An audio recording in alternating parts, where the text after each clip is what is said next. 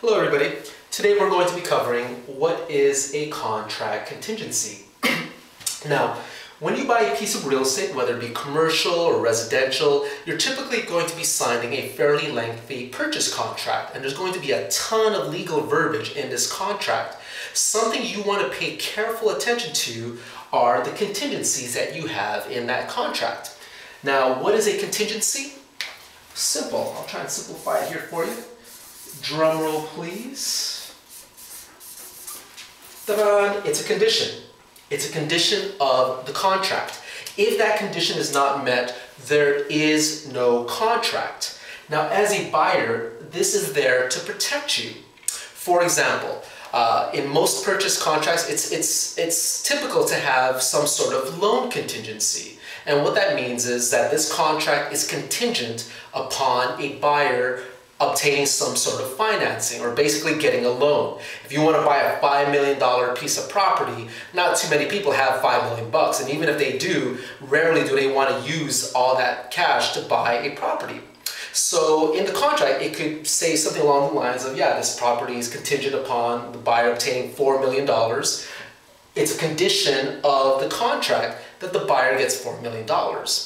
If that buyer is not able to get $4 million, there is no contract because that condition has not been met. Now, I'm kind of oversimplifying it here because typically there will be some sort of legal verbiage that will stipulate what happens in the event that a condition is not met. But just know for the most part, something has to be done, that you as a buyer, you are protected. Now, here is something to be especially concerned about, is that depending on the contract you use, there are a variety of methods of how the contingency can be removed.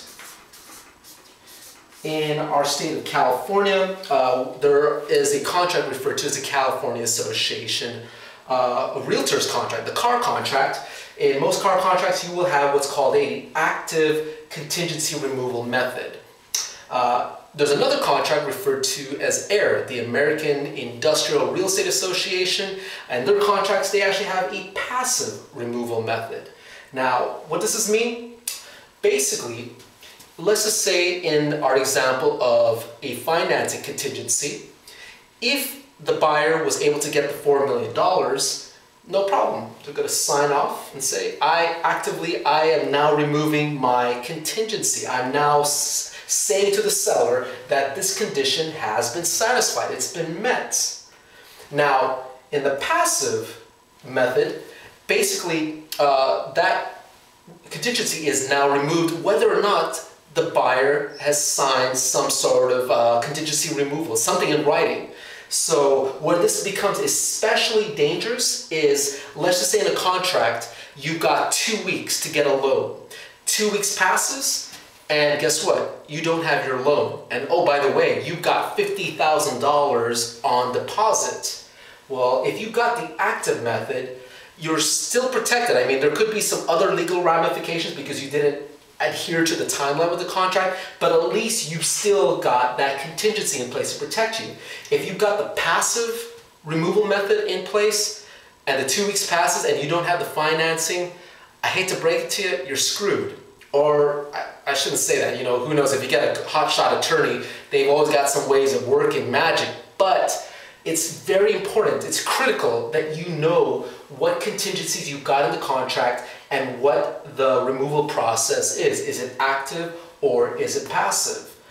Another example of a contingency could be an appraisal contingency.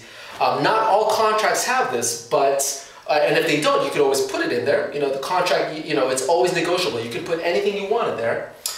You could say that, hey, I want to buy this $5 million building, but you know what? How do we know it's worth $5 million? The seller says it's worth $5 million. What the hell does he know? That's his opinion. You think it's worth $5 million, but you don't know. You could pay an appraiser, and you could put this in the contract that, hey, this property, this contract is contingent. It's a condition of this contract that the property appraises at $5 million.